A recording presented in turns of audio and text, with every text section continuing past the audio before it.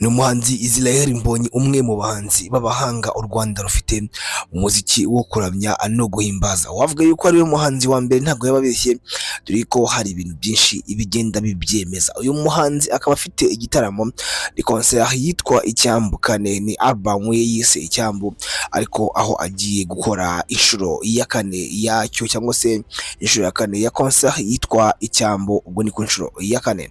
Israel Mbonyi nk'uko bisanzwe ngira ngo muramuzi, asanzwe yuzuza Biki Arena, si ubwa mbere si ubwa kabiri yewe si ubwa gatatu, ntabwo ari n'ubwa kane. Rero kuri inshuro yaje muri press conference, ahangaha ni handi abanyamakuru aba babwiraho imyiteguro igeze, ndetse na bimwe mu biri kugenda abivugwa cyangwa se bagenda mubaza ibibazo bitandukanye. Rero ntabwo bamuhereje kuko hari ibibazo bimaze iminsi bivugwa, abandi bahwihwisa, ndetse ni byinshi byagendaga bivugwa kuri we, ariko cyari igihe cyiza cyo kugira ngo abishyireho umucyo. Mbere ya concert yaje yambaye neza nk'uko bisanzwe, ndetse aza baramwakira abanyamakuru batandukanye b'ibinyamakuru bitandukanye, bose bari babukereye. Ikibazo cya mbere bamubajije, bagiye bamubaza ibibazo bitandukanye, ariko mu bibazo bimwe biteye amatsiko Mbonyi yashubije, ndetse abenshi bagatangara bitewe n'igisubizo yatanze. Bamubajije ku ndirimbo ye n'umuhanzi The Ben, ndetse imaze igihe ivugwa, ati se kolabo yawe na The Ben igeze hehe, yuko iyo ndirimbo bimaze igihe bivugwa yuko weho na The Ben mwakoze indirimbo ariko ntisohoke. Mbonyi yavuze ati ikosa twakoze nuko twabibabwiye mbere itari yarangira, ariko indirimbo irahari rwose. Ati umuntu utekereza yuko indirimbo itahari we rwose abireke, kuko indirimbo yanjye na The Ben irahari.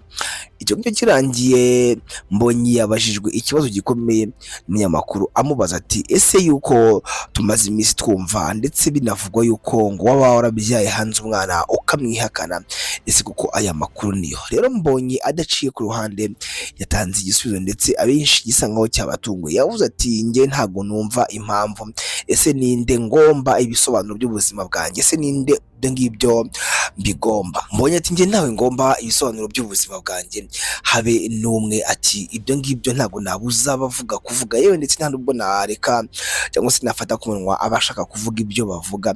Ati courage rwose bakomeze bavuge. Ni ibintu abantu benshi bakomeje kwibaza, bavuga bati Mbonyi arashuje ariko ntabwo atanze igisubizo cya nyacyo umunyamakuru yifuzaga, niba yarabyaye cyangwa atarabyaye.